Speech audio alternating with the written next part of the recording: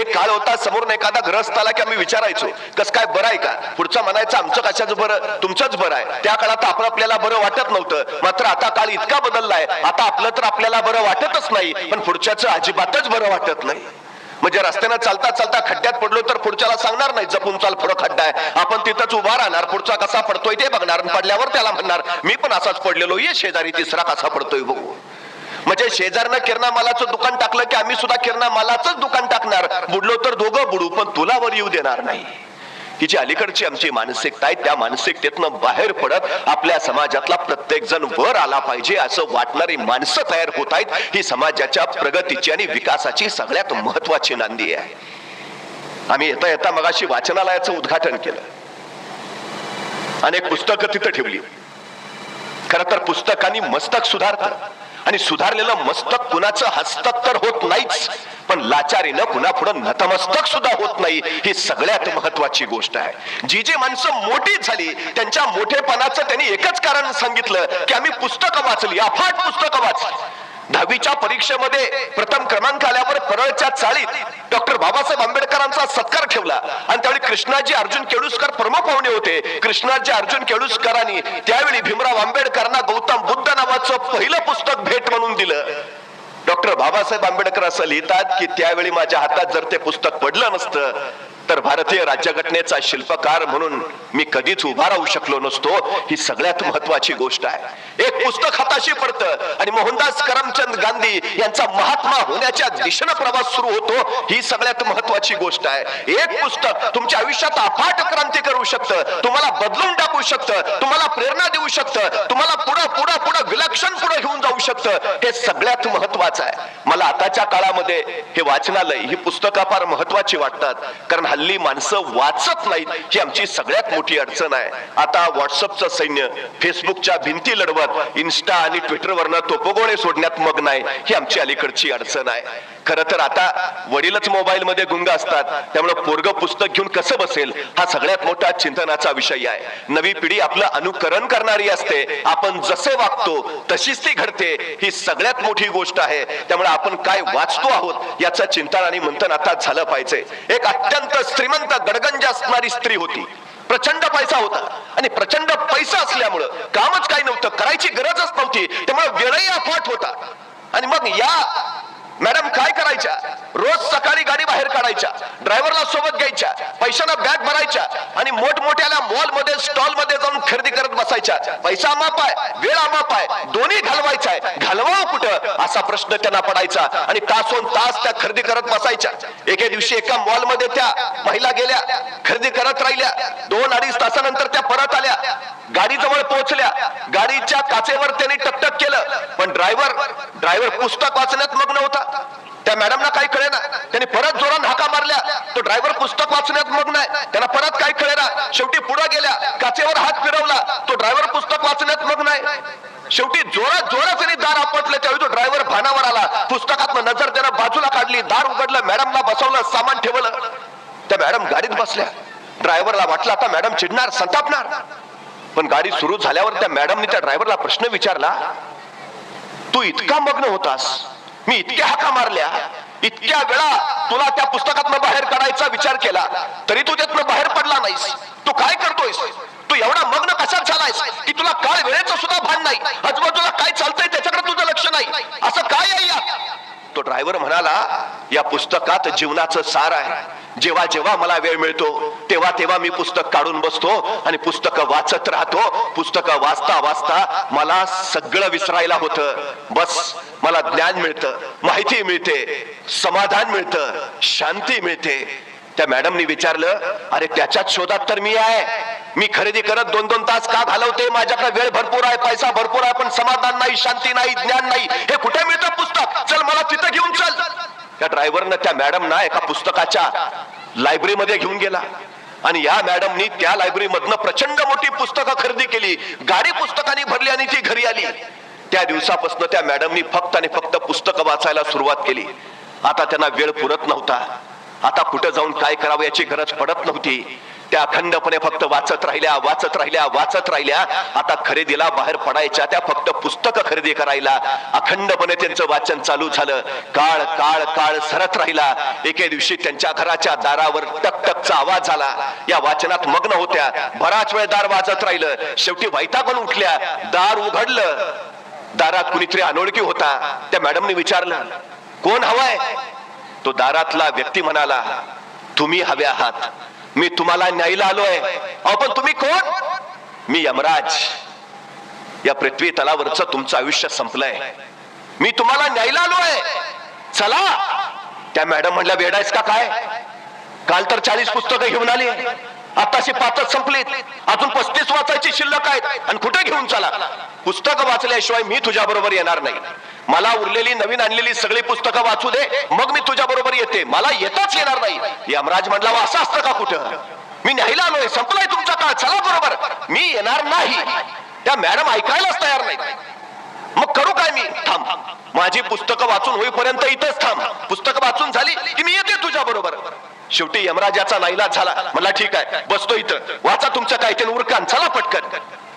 तो यमराज दाराजवळच थांबला. या मॅडम परत पुस्तकं वाचायला आत गेल्या. तास 2 तास झाले. परत दारावर थप्पा पडायला लागल्या. त्या बाई वैतागानं उठल्या. दार उघडलं. दारात परत यमराजच. आता काय? अहो तुम्ही पुस्तकं वाचत बसाल, पण मी इथं उभा राहून काय करू? तुमचं होईपर्यंत मला काहीतरी द्या ना, म्हणजे माझा वेळ जाईल. त्या मॅडम म्हटल्या, थांब. आत गेल्या. 10-20 पुस्तकं घेऊन आल्या. यमाच्या हातात दिली. माझी पुस्तक वाचून होईपर्यंत तूही वाच. यमराजानं पुस्तकं घेतली आणि यमराज तिथंच बसला. पुस्तकच वाचतोय. यमराज सुद्धा पुस्तकं वाचण्यात इतका वेडा झालाय की आता माणसांना न्यायला यमराज खाली येत नाही. आता कधी कोरोना येतो, कधी ओमायक्रॉन येतो, कधी एखादा अपघात होतो, नाहीतर अटॅक होतो, पण यमराज आलाय आणि कुणाला घेऊन गेलाय असं होत नाही. यमराज तेव्हापासून पुस्तकं वाचण्यात जो मग्न आहे, तो अजून पुस्तकच वाचतोय.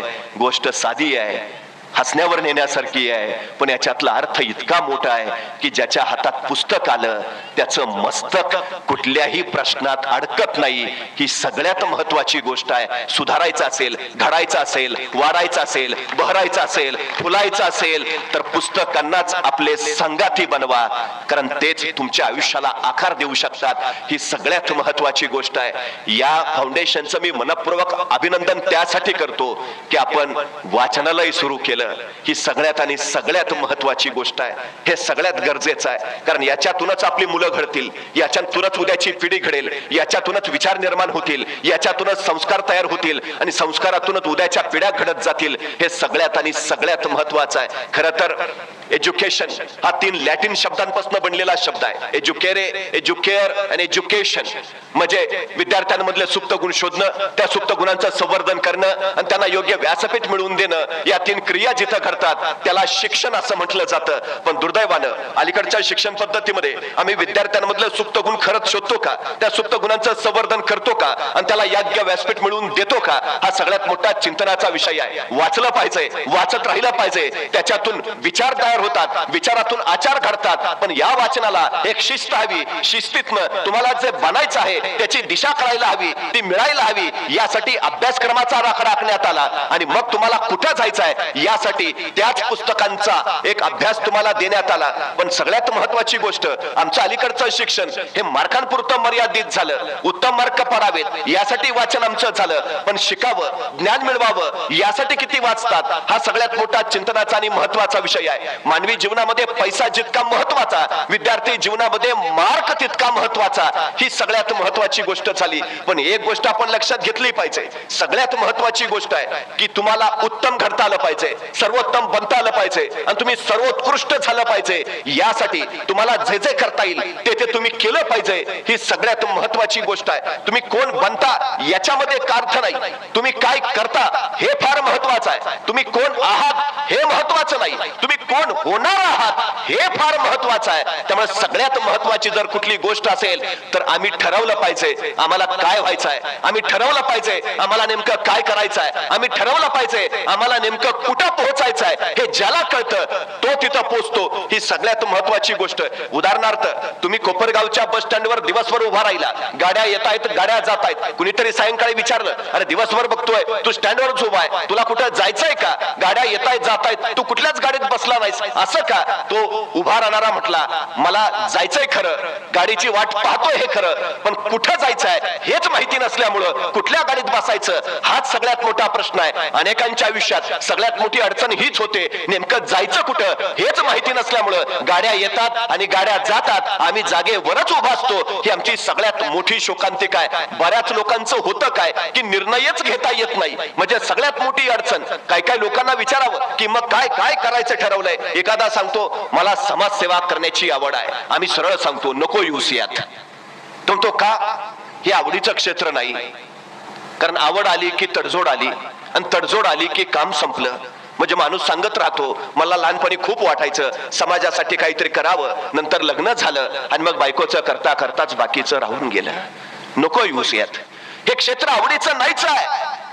मार खावा लागेल, प्रहार सोसावा लागेल, स्वतःला जाणून घ्यावं लागेल, तेव्हा समाज उजळून निघेल. हे सगळं सोसायची जर तयारी असेल तर ये, तर ये. ठरलं पाहिजे काय करायचं आहे. सचिन तेंडुलकरला इयत्ता चौथीमध्ये कळालं आपण उत्तम फलंदाजी करू शकतो. चौथीच ठरलं मला फलंदाजच व्हायचं आहे, बाकी काही लक्ष दिलं नाही. आयुष्यभर तो फक्त फलंदाजी फलंदाजी आणि फलंदाजीच करत राहिला. तो जागतिक कीर्तीचा फलंदाज झाला. इरफान पठाणला इयत्ता 9वीत कळालं आपण उत्तम गोलंदाजी करू शकतो, मला गोलंदाजच व्हायचा. तो तिथून सराव करत राहिला. तो भारतीय क्रिकेट संघात गेला. पण सचिन तेंडुलकर इतकी प्रसिद्धी ख्याती मिळवू नाही शकला का? सुरुवात उशिरा झाली. तुमची सुरुवात जेवढ्या लवकर होईल तेवढ्या अधिक शिखरावर तुम्ही पोहोचाल. हे सगळ्यात महत्वाचं. ठरवू द्या आता काय करायचंय तुम्हाला, काय बनायचंय तुम्हाला. आमची अडचण अशी आहे, आमचं ठरलेलंच नाही हो, आणि नव्या पिढीचं तर अजिबात ठरलेलं नाही. एखाद्याला विचारावं तुला काय व्हायचंय, बघू आई म्हणते डॉक्टर हो, बाबांचं चाललंय नको इंजिनियरच हो. अरे तुला काय वाटतं? नाही मी अजून ठरवलं नाही. मग करणार काय? बाबा म्हणलेत कायचं नाही झालं तर माझ्या जागेवर चिटकवतो. चिटका. काय अपेक्षा आहेत आमच्या, काय स्वप्न आहेत आमची. आमच्या पोरांच्या उरात स्वप्न पेरायला शिकलं पाहिजे. आम्ही स्वप्न दाखवायला शिकलं पाहिजे त्याला. तुमचा खिसा जेवढा असतो ना तेवढंच तुम्हाला मिळतं. त्यामुळे खिसा शिवून घेताना एवढा मोठा शिवून घ्या की तुम्हाला मोठं मिळालं पाहिजे. हे सगळ्यात महत्वाचं आहे. स्वप्न मोठी मोठी मोठी बघायला शिकवा आमच्या पोरांना. बस झालं नाही. असंख्य माणसं आहे. ठरवलं, पटकन ठरवलं. छोटा नरेंद्र घरात खेळत होता, पाहुणे आले आणि आलेल्या पाहुण्यांनी त्या नरेंद्रला विचारलं बा तू कोण होणार? आणि तो छोटा नरेंद्र म्हटला मी ड्रायव्हर होणार. वडील बघत राहिले. आपल्यातला कोणी असता तर पहिली वाजवली असती. पाहुण्यांसमोर सगळी. नरेंद्राचे वडील चिडले नाहीत, रागावले नाहीत. म्हणले नरेंद्रा ड्रायव्हरच हो, ड्रायव्हरच हो. पण भिंतीवर कुरुक्षेत्रावर अर्जुनाला भगवद्गीता सांगणाऱ्या भगवान श्रीकृष्णांचं चित्र होतं. नरेंद्राचे वडील म्हणाले ड्रायव्हरच हो, पण या अर्जुनाचं सारथ्य करणाऱ्या भगवान श्रीकृष्णासारखा ड्रायव्हर हो. स्वप्न दाखवता येतात, मोठी मोठी स्वप्न दाखवता येतात. तेच नरेंद्र वयाच्या 23व्या वर्षी अमेरिकेच्या शिकागोच्या धर्म परिषदेमध्ये उभा राहिले. भारतीय धर्म संस्कृतीची पताका त्यांनी फडकावली. Brothers and sisters of America आणि अफाट टाळ्यांचा कडकडाट झाला. समोरच्या प्रत्येक व्यक्तीला वाटलं हो हो हा माझा भाऊ आहे. मानवतेची घातलेली साथ त्या प्रत्येक अमेरिकनच्या काळजाला स्पर्श करून गेली. अरे हो भाऊ आहे हा 23 वर्षाचा युवक मला भाऊ मानतोय. या दोन शब्दांनी नरेंद्रचे विवेकानंद झाले. तुमचं ध्येय ठरलेलं असेल, ते विलक्षण मोठं असेल, जगाच्या कल्याणाचा वेग त्यात असेल, तर जे असेल ते अंतःकरणापासून येतं आणि जे आतून येतं ते तुम्हाला घडवतं, मोठं करतं, विलक्षण व्यापक बनवतं. स्वप्न स्वप्न स्वप्न मोठी ठेवा पोरांची. त्याला दाखवा अडचण काहीच नाही. तू करू शकतोस, तुला होईल, करशील तू. काही माणसं चुका शोधतात आणि ज्यांची मुलं यशस्वी होतात ना त्यांचे पालक मुलांचं कौतुक करायची संधी शोधतात. आम्ही काय शोधतो? तो न्यूटन सफरचंदाच्या झाडाखाली बसला, सफरचंदाचं फळ खाली पडलं आणि त्याच्या डोक्यात प्रश्न आला, हे खालीच का पडलं? ही जिज्ञासा त्याला गप्प बसू देईना आणि त्या न्यूटनच्या जिज्ञासेतून गुरुत्वाकर्षणाचा शोध लागला आणि सगळं जग बदललं. आमच्या पोरांना प्रश्न पडतात, जिज्ञासा संपून टाकली आम्ही, प्रश्नच पडत नाहीत आम्हाला. ही आमची अडचण आहे सगळ्यात मोठी. विचार करा, न्यूटनच्या जागी आपला पोरगा तिथं आहे, सफरजन खाली पडलं, तू पाहिला इकडे तिकडे बघितलं, प्रश्नाचा विषय सोडा. आणि जरी एखाद्याला प्रश्न पडला, खालीच का पडलं, आणि त्यांनी बाबांना विचारलं, बाबा खालीच का? खाना ग, तुम आम खाओ ना, गुठलिया क्यों गिनते हो? संपली जिज्ञासा. जग सुधारलंय कशातून? व्यापक कशातून झालं?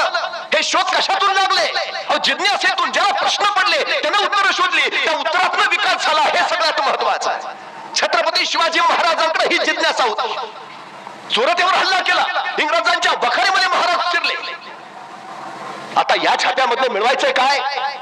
पैसा, संपत्ती, सोनं नाणं काय जे असेल, पण महाराजांची नजर जिज्ञासू आहे. ते विचार करतात, इंग्रज हुशार, इंग्रज विज्ञानात पुढे गेलेले, काहीतरी वेगळं असेल, या इंग्रजांकडे काहीतरी वेगळं असेल. महाराजांची जिज्ञासू नजर फिरफिरत राहिली आणि सापडलं एक कसलं तरी यंत्र महाराजांना सापडलं आणि महाराजांनी ते उचललं, सोबत आणलं. यंत्र उचलून आणलं खरं, पण यंत्र कशाचं आहे तेच महाराजांना माहिती नाही. जिज्ञासा बघा महाराजांची. महाराजांनी पुन्हा इंग्रजांनाच पत्र लिहिलं, ते परवा टाकलेला छापा आम्ही, ते तुमचं यंत्र आणलंय उचलून, पण कशाच आहे ते सांगता का? इंग्रजांनाच विचारतायत. नाही सांगितलं इंग्रजांनी, यंत्र कशाचं आहे ते सांगितलं नाही. पण महाराज स्वस्त नाही बसले, शोध घेतला, कशाचं यंत्र आहे, काय उपयोग आहे याचा. आणि महाराजांना कळालं, हे छपाई करायचं यंत्र आहे. उत्तम उत्तम उत्तम, छपाई करायचं यंत्र आणि ग्रंथ छापता येतील, ज्ञान प्रवाहित करता येईल, तळागाळापर्यंत ज्ञान पोहोचवता येईल. हे छपा यंत्र सुरू व्हायला हवं. महाराजांनी इंग्रजांना पत्र पाठवलं. ते छपा यंत्र चालवणारा एखादा माणूस पाठवता का? नाही पाठवला इंग्रजांनी. जेवढा काळ महाराज सुरत मध्ये होते तेवढा काळ महाराज ते यंत्र चालू करायचा प्रयत्न करत होते. अखेर महाराज सुरतवरनं निघाले आणि जाताना ते छपाई यंत्र त्यांनी सुरतच्या भीमजी पारेख नावाच्या माणसाला दिलं आणि सांगितलं, हे यंत्र चालू करा, छपाई कला सुरू करा. महाराज पुढे महाराष्ट्रात निघून आले आणि महाराजांनी दिलेलं यंत्र त्या भीमजी पारेखनं सुरू केलं आणि सुरत मध्ये हिंदुस्थानातला पहिला छापखाना सुरू झाला. आजही तो तिथं आहे आणि त्या छापखान्याचं नाव आहे श्री शिवाजी छापखाना. भारतातल्या छपाई कलेचे उद्गाते महाराज आहेत. ही जिज्ञासा तुम्हाला बळ देते. काय काय काय काय करायचं, पुढे अधिक कसं शोधायचं. आमच्या पोरांना प्रश्न पडू द्या, त्याची उत्तर द्या, त्यातूनच उद्याचं जग घडणार आहे, जग बदलणार आहे. हे सगळ्यात महत्वाचं. प्रश्न पडायला हवेत. आमची अलीकडची अडचण आहे तिची आहे, आणि या प्रश्नातूनच त्याच्यात काय आहे ते आम्हाला कळतं. पाश्चात्य राष्ट्रांमध्ये विद्यार्थ्यांच्या नैसर्गिक गुणांची कल चाचणी घेतली जाते आणि त्याच्यानंतर त्याचं कार्यक्षेत्र ठरवलं जातं. दुर्दैवाने आमच्याकडे तो प्रकारच अस्तित्वात नाही. ज्याला डान्सची आवड आहे त्याला मी गणिताचे प्रमेय सोडवायला सांगतो. ज्याला सचिन तेंडुलकर व्हायचं आहे त्याला मी इतिहासाचा अभ्यास करायला बसवतो. ज्याला खरंच इतिहासाची आवड आहे त्याला मी तू गोलंदाज झाला पाहिजे उत्तम म्हणून सांगतो. आमच्यात असणाऱ्या नैसर्गिक गुणांची ही हेळसांडच नाही का? काय आहे ते शोधा ना. काय आहे त्याच्यात? पहिल्यांदा हे शोधलं, शिक्षण त्याला म्हणतात. काय आहे ते शोधा. दुर्दैवाने आमच्याकडे हे घडत नाही. म्हणून 100 कोटी लोकसंख्या असणाऱ्या आपल्या देशाला ऑलिम्पिक मध्ये कसं तरी एखादं स्वर्ण पदक मिळतं आणि अवघी 10 कोटी लोकसंख्या असणाऱ्या जपानला मात्र 100 स्वर्ण पदक कमावता येतात. याचं कारण ते मुलांच्या गुणांचा शोध घेतात आणि त्याला त्याचाच विकास करायला लावतात. सचिन तेंडुलकर इयत्ता 12वीला इंग्रजीत नापास आहे, पण 12वीच्या इंग्रजीच्या पुस्तकात आज सचिन तेंडुलकर वर धडा आहे. यशाचा धडा गिरवायला एवढा धडा पुरेसा आहे. आमच्या मुलांना गर्दीतले काय बनवतात, त्याच्या मागे गर्दी कशी येईल असा का नाही विचार करत आम्ही. हे सगळ्यात महत्वाचं आहे. मी मगाशी दरेकरांना विचारत होतो, तुमच्यातली किती मुलं स्पर्धा परीक्षेला जातात? डॉक्टर, इंजिनियर, वकील, प्राध्यापक हे चाकोरी आहे, ठरलेलंच आहे. नवे क्षेत्र किती निर्माण करतात? आम्हाला जमणार नाही का? काय अडचण आहे? तुम्हाला माहिती आहे एरोडायनॅमिक्सच्या नियमानुसार फुलपाखरू आकाशात उडू शकत नाही. त्याच्या शरीराची रचनाच अशी आहे की फुलपाखरू आकाशात उडूच शकत नाही, तरी फुलपाखरू उडतं. का? कारण फुलपाखराला एरोडायनॅमिक्सचा नियमच माहिती नाही. तुम्हाला माहिती आहे तुम्हाला हे जमणार नाही, तुम्हाला माहिती आहे तुमच्या हातून हे होणार नाही.